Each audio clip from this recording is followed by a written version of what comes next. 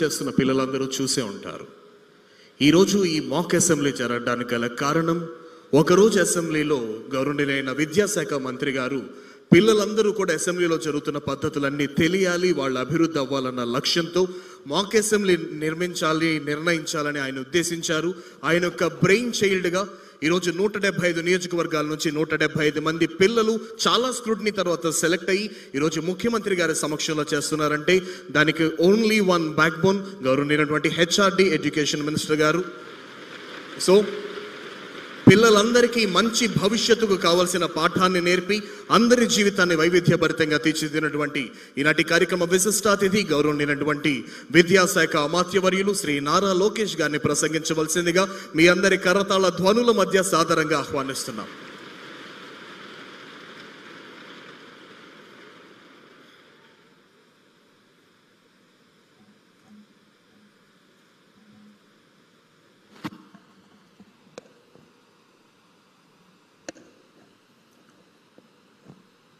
Honourable speaker Ayyanna Patrudu గారికి, గౌరవ ముఖ్యమంత్రి నారా చంద్రబాబు నాయుడు గారికి, చీఫ్ సెక్రటరీ విజయానంద్ గారికి, సహచార మంత్రివర్యులు, ఎమ్మెల్యేలు, అధికారులందరికీ నా హృదయపూర్వక నమస్కారాలు.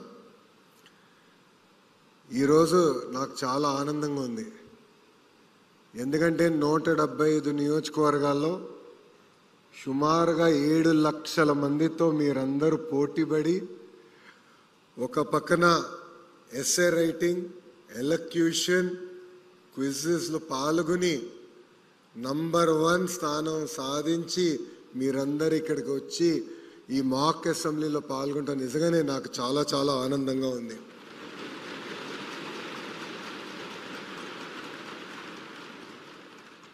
ఈ మాక్ అసెంబ్లీ అనేది ఒక ఉదాహరణ. అంటే మన మనసులో ఒకటి సాధించాలి అనుకున్నప్పుడు దాని వెనకాల ఎంత కష్టం ఉంటుంది. ఇక్కడ ఈ వేదిక పైన పెద్దలందరినీ నేను కన్విన్స్ చేసాల్సి వచ్చింది. నా ఆలోచన అయితే శాసనసభలోనే పెట్టాలని గౌరవ స్పీకర్ గారితో కూడా నేను అనేక సార్లు చర్చించాను. అప్పుడు ఆయన పార్లమెంట్ ప్రాక్టీసెస్ రూల్ బుక్ తీసుకొచ్చి అసెంబ్లీలో పెట్టలేం, కానీ అసెంబ్లీ ప్రాంగణంలో పెట్టే బాధ్యత నేను తీసుకుంటానని గౌరవ స్పీకర్ గారు చెప్పారు.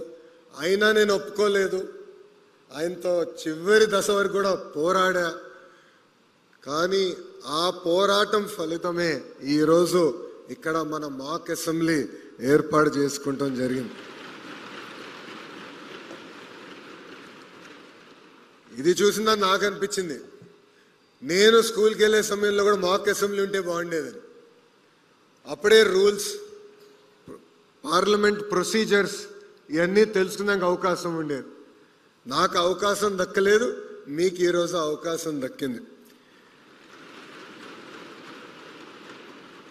ఈరోజు మనం చూసింది living class room of democracy. మీరు ఇక్కడ చూస్తే స్పీకర్ని మనం ఎట్లా ఎన్నుకోవాలి, షార్ట్ డిస్కషన్స్ అంటే ఏంటి,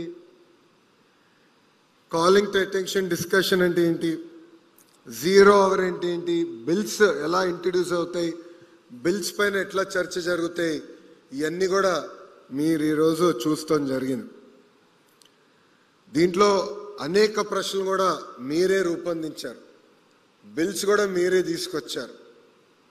ఇది కేవలం ఒక్కసారే కాదు, ఎవ్రీ ఇయర్ యాక్టివిటీ చేయాలనేది మన ప్రభుత్వం లక్ష్యం. రైతుల సమస్యలపైన మాట్లాడడం,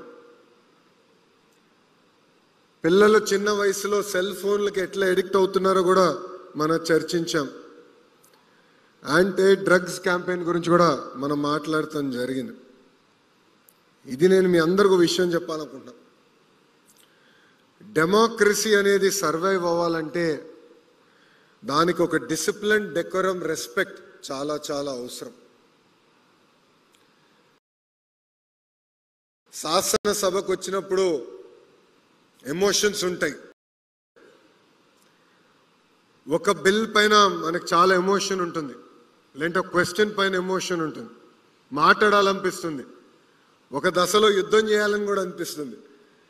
కానీ ఎప్పుడైతే ఒక డిసిప్లిన్, డెకోరం, రెస్పెక్ట్ ఉంటుందో అప్పుడే పార్టిసిపేటరీ డెమోక్రసీ అనేది ఏర్పడుతుంది. ఇదే రోజు అంటే 26 నవంబర్ కానీ 1949లో భారతదేశం మన రాజ్యాంగాన్ని అమలు చేస్తాం జరిగింది.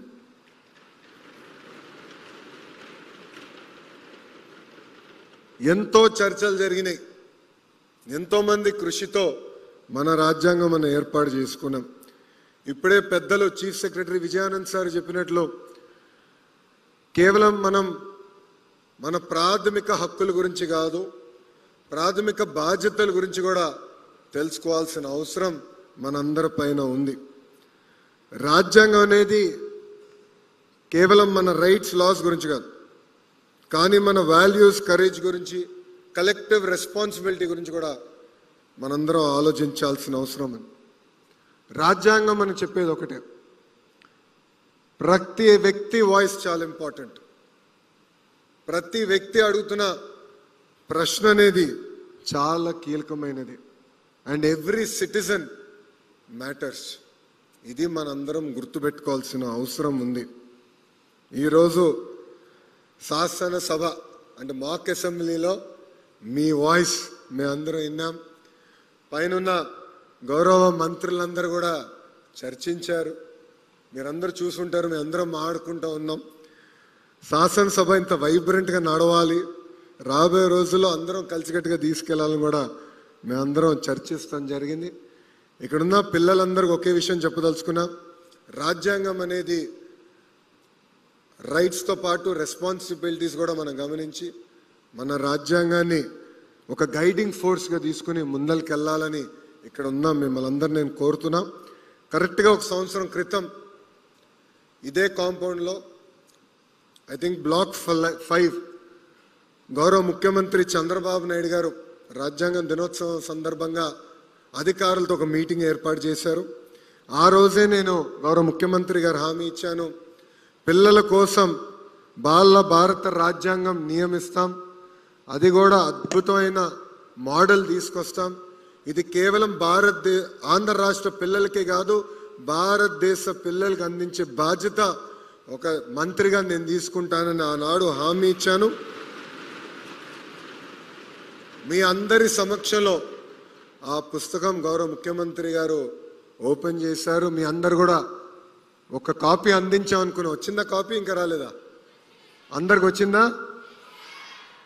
ఆ పుస్తకంలో ఒక్కొక్క ఇంపార్టెంట్ సబ్జెక్ట్ పైన ఇన్నోవేటివ్గా అంటే పిల్లలకి అర్థమయ్యే విధంగా ఆ పుస్తకాన్ని మేము రూపొందించడం జరిగింది. ఒక యంగ్ రీడర్స్ని ఇన్స్పైర్ చేయాల్సిన బాధ్యతగా మేము తీసుకుని ఆ పుస్తకాన్ని మేము రూపొందించడం జరిగింది. ఇది కేవలం ఒక ప్యాసివ్ లెర్నర్స్కే కాదు, యాక్టివ్గా సమాజంలో ఎంగేజ్ అయ్యే వారి కోసం ఆ పుస్తకం మన ప్రభుత్వం రూపొందించింది. రాజ్యాంగం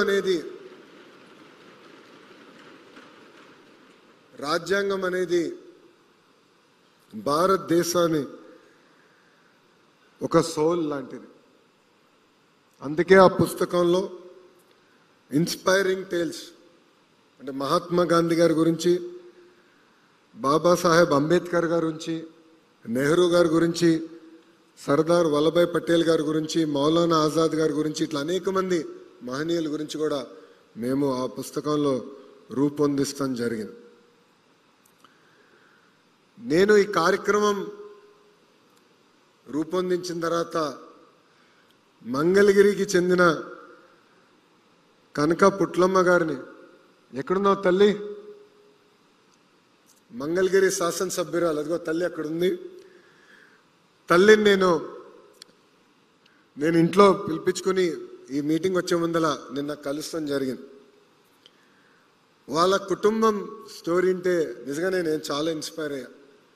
వాళ్ళ తండ్రి పోలియోతో బాధపడుతూ తల్లిదండ్రులు పొద్దున 3:30కి లేచి ఏకంగా కూరగాయల కొనుగోలు చేసి ఆ కూరగాయలు అమ్మి ఇల్లుని చూసుకుంటే ఇక్కడున్న చెల్లమ్మ, ఆమెకున్న చెల్లి ఇద్దరు వాళ్ళే రెడీ అయ్యి పొద్దున స్కూల్కి వెళ్ళి బాగా చదివి ఆమె ఈరోజు ఒక క్లాస్ టాపర్గా మన ముందర నిలబడుతుంది. ఇట్లా మీ అందరి సక్సెస్లో తల్లిదండ్రుల కృషి చాలా ఉంది, వాళ్ళ కష్టం చాలా ఉంది.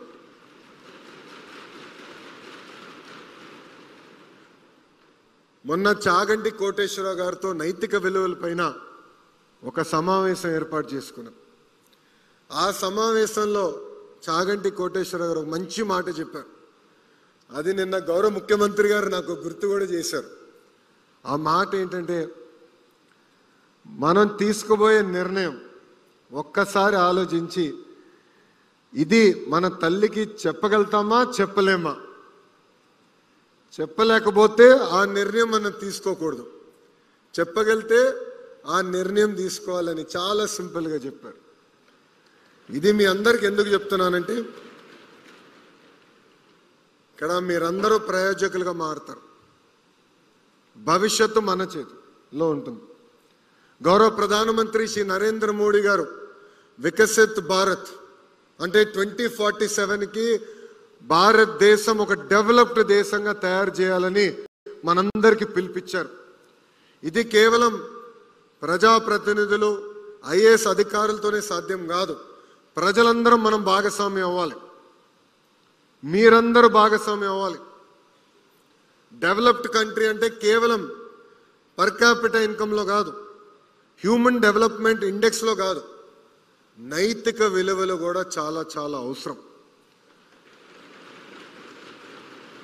అందుకే గౌరవ ముఖ్యమంత్రి గారు చాగంటి కోటేశ్వరరావు గారిని క్యాబినెట్ ర్యాంక్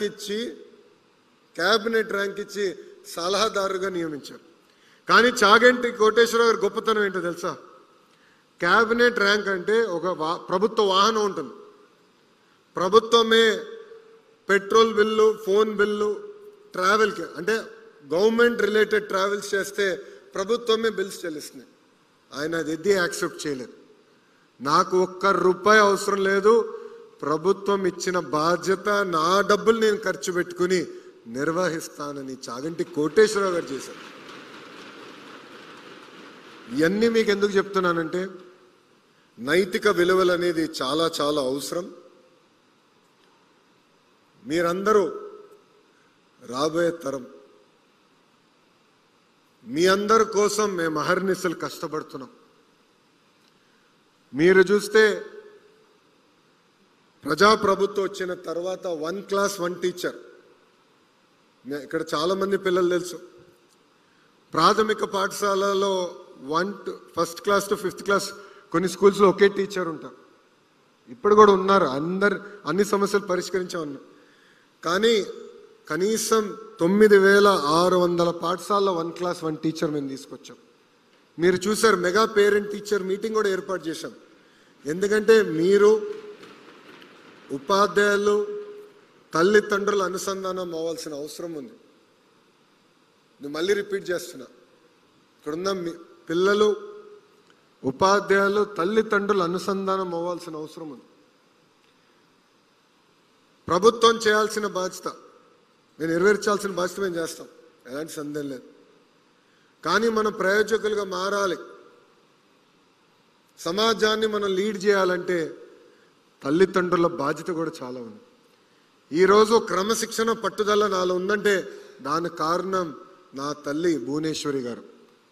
చిన్న వయసు నుంచి మీ తల్లిదండ్రులు మిమ్మల్ని కొడతారు లేదు నాకు తెలియదు, కానీ చిన్నప్పుడు మా అమ్మ నన్ను కొట్టేది. ఒక్క చిన్న తప్పు చేసినా గట్టి కొట్టేది. ఇప్పుడు కూడా ఒక పదం అటు ఇటు తూలినా ఇమ్మీడియట్గా నాకు మెసేజ్ పెడుతుంది, నువ్వు మాట్లాడి నాకు ఇష్టం లేదు, ఇట్లా నువ్వు మాట్లాడకూడదని ఇప్పుడు కూడా చెప్తాను. సో అందుకే తల్లిదండ్రుల బాధ్యత కూడా ఉంది. అందరినీ మేము అనుసంధానం చేశాం. ఇంతేకాకుండా నేను కూడా కోరేది, ఇక్కడున్న మీ అందరి నుంచి కొన్ని విషయాలు ఉన్నాయి. తెలుగు వాడక భాషల్లో కొన్ని పదాలు ఉంటాయి, దాంట్లో మహిళల్ని కించపరిచే విధంగా వాడే పదాలు కొన్ని ఉంటాయి. గాజులు తొడుక్కున్నావా, చీర కట్టుకున్నావా, అమ్మాయిలాగా ఏడవద్దు, అమ్మాయిలాగా వ్యవహరించదని.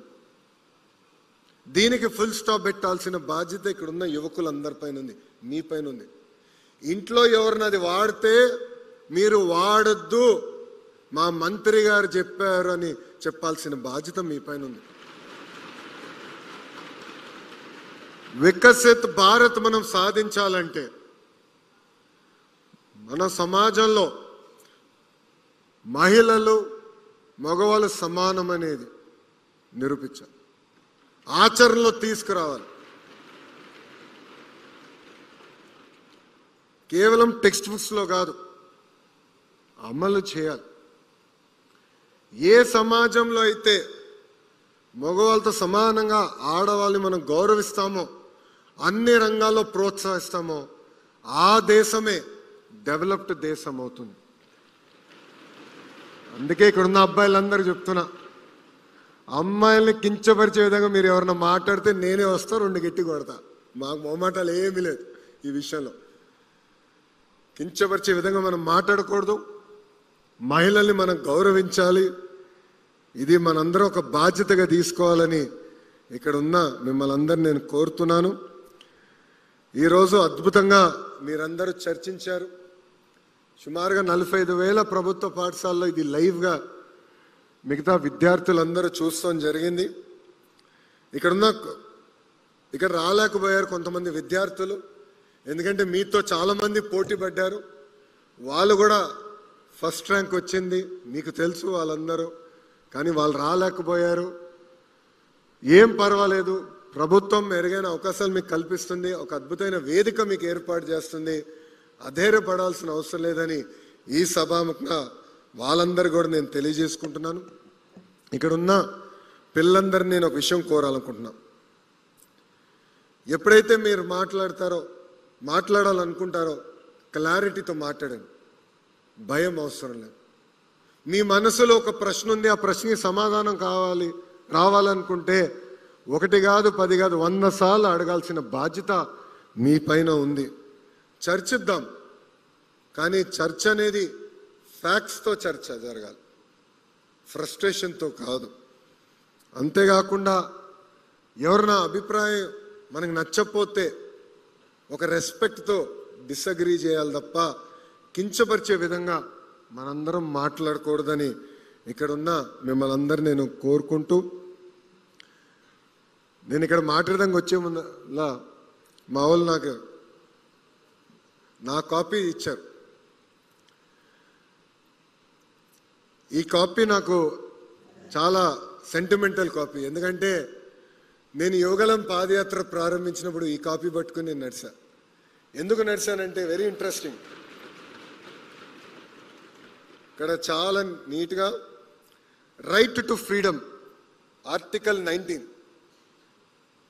Protection of certain rights regarding freedom of speech. All citizens shall have the right to freedom of speech and expression, to assemble peacefully without arms, to form associations or unions, to move freely throughout the territory of India, to realize and settle in any part of the territory of India, to practice any profession or to carry on any occupation, trade or business. ఎందుకంటే గతంలో నన్ను ఇబ్బంది పెడతారో నాకు తెలిసే ఈ రాజ్యాంగం పట్టుకుని నేను నడిచా. కొంతమంది పోలీస్ సోదరులు ఆపినప్పుడు నేను ఈ రాజ్యాంగం చదివితే ఇదేంటో నాకు తెలియదు, ఎస్పీ గారితో మాట్లాడమని వాళ్ళు చెప్పారు. నాకు ఇదేంటో తెలియదు, నాకు మీరు ఎస్పీ గారితో మాట్లాడుకోండి అని చెప్పారు. ఆ రోజే డిసైడ్ చేశా, నేను విద్యాశాఖ మంత్రి అవుతానో లేదో నాకు తెలియదు, కానీ పిల్లలకి చిన్న వయసులోనే రాజ్యాంగం మనకు కల్పిస్తున్న హక్కులు బాధ్యతల గురించి చెప్పాలని ఆ రోజే నిర్ణయించుకున్నాను. అందుకే ఇప్పుడు కూడా ఈ రాజ్యాంగం పట్టుకుని నేను తిరుగుతున్నానని సభాముఖం తెలుపుకుంటూ, మనందరం కలిసికట్టుగా వికసిత్ భారత్లో భాగస్వామ్యం అవ్వాలి. నా ప్రసంగం ముగించే ముందల మిమ్మల్ని అందరినీ ఒక ప్రశ్న అడగాలంటున్నాను. ఇక్కడ ఎంతమంది డాక్టర్లు అవ్వాలనుకుంటున్నారు? చేతులు పైకెత్తండి. మా విద్యాశాఖ మాచ్యులు డాక్టర్ అవ్వాలనుకుంటున్నారు, వెరీ గుడ్, థ్యాంక్ యూ అమ్మా. ఇక్కడ ఎంతమంది ఇంజనీర్లు అవ్వాలనుకుంటున్నారు? ఎంతమంది ఇక్కడ ఐఏఎస్ ఐపీఎస్ ఆఫీసర్లు అవ్వాలనుకుంటున్నారు? అబ్బో, మీరే కొన్నారు. ఓకే, చేతుల కింద దించండి. ఎంతమంది రాజకీయ నాయకులు అవ్వాలనుకుంటున్నారు? 5గురేనా? 6గురేనా? ఎట్లా? మళ్ళీ వికసిత్ భారత్ ఎలా సాధిస్తావు చెప్పండి? రాజకీయాల్లో మీరందరూ భాగస్వామ్యం అవ్వాలి. You have a role to play. రాజకీయాల్లో కొన్ని విషయాలు మనకు నచ్చకపోవచ్చు, మనం ఏకీభవించవచ్చు, కానీ సమాజంలో ఏ మార్పు అయితే మనం ఆశిస్తున్నామో రాజకీయాలకు వచ్చి పోరాడి శాసనసభలో అడుగుపెట్టి మార్పు తీసుకురావాల్సిన బాధ్యత మనందరి పైన ఉంది. ఇక్కడ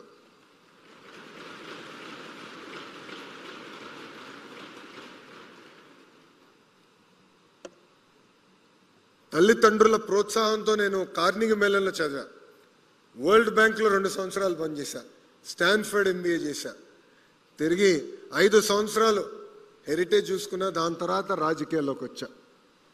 స్టాన్ఫర్డ్లో ఒక ఎస్సే ఉంది, ఇప్పుడు కూడా ఎస్సే ఉంది. ఆ ప్రశ్న ఉంటుంది, what matters to you most and why? So Stanford ఎంబీఏకి అప్లై చేయాలంటే మార్క్స్తో పాటు ఎస్సేస్ రాయాలి. నేను రాసినప్పుడు 2 ఎస్సేలు ఉన్నాయి, ఇప్పుడు పెంచారంట 4 ఉన్నాయి. కానీ ఈ ప్రశ్న ఇంకా ఉంది, what matters to you most and why? ఆ రోజు నేను ఏదైతే ఎస్సేలో రాశానో అదే నేను ఆచరించాను. పబ్లిక్ సర్వీస్కి రావాలి, పాజిటివ్ లీడర్షిప్ తీసుకురావాలి. అప్పుడే సమాజంలో ఏ మార్పు అయితే మనం ఆశిస్తున్నామో అది మనం సాధించగలుగుతామని నేను చెప్పాను. సో ఇక్కడున్న మిమ్మల్ని అందరూ కూడా నేను కోరుతున్నాను, కొన్ని రాజకీయాల్లో అన్నీ నచ్చితే అన్నాం, కానీ అది మార్చాలంటే రాజకీయాల్లోకి వచ్చి మనం మార్చగలుగుతాం.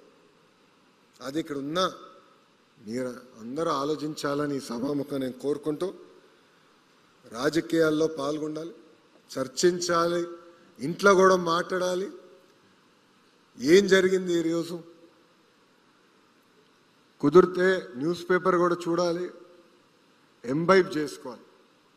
ఏ ప్రొఫెషన్కి వెళ్ళినా, రేపు మీరు ఒక ఐఏఎస్ అధికారి అయినా, ఐపీఎస్ అయినా, ఒక డాక్టర్ అయినా, ఇంజనీర్ అయినా, లేదంటే ఆర్ట్స్లోకి వెళ్ళినా, ఒక ఆర్కిటెక్ట్ అయినా, ఎనీ ఫీల్డ్, లాయర్ అయినా, ఎనీ ఫీల్డ్,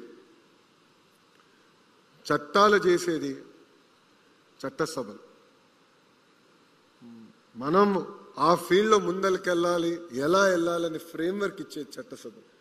అందుకే ఆ చట్టసభల్లో కూడా మీరు అడుగు పెట్టాలని నేను ఈ సభాముఖంగా మిమ్మల్ని అందరినీ నేను కోరుకుంటూ, మీకు ఇంకా టైం ఉంది, ఎందుకంటే ఇక్కడ 8th క్లాస్ నుంచి 10th క్లాస్కే టైం ఉంది. ఇప్పుడే రాజకీయాల్లోకి రమ్మని నేను చెప్పట్లేదు, కానీ always keep this in mind. Think about us, think about politics, think about the change you want to bring in politics, think about the positive leadership you want to see in politics, and debate, discuss. And చివరిగా మిమ్మల్ని అందరినీ ఒకటే కోరుతాను, మీరు ఏ రంగానికి వెళ్ళినా, ప్రపంచంలో ఏ దేశానికి వెళ్ళినా, make Andhra Pradesh proud and make India proud.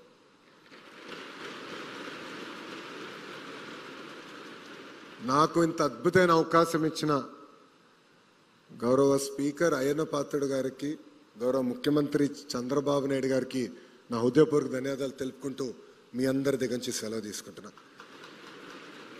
అందరికీ నమస్కారం. జై హింద్.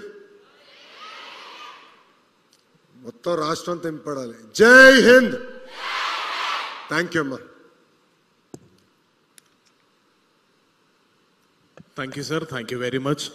మీ వ్యక్తిగత అనుభవాల్ని పిల్లలందరితో పంచుకుంటూ వాళ్ళలో ఉన్న స్ఫూర్తిని పెంపొందించినటువంటి ఆంధ్రప్రదేశ్ రాష్ట్ర హెచ్ఆర్డీ శాఖ మంత్రివర్యులు శ్రీ నారా లోకేష్ గారికి హృదయపూర్వక ధన్యవాదాలు తెలియజేస్తున్నాను. నిన్న మీరు అందరూ చూశారు కదా, ఒక వ్యక్తి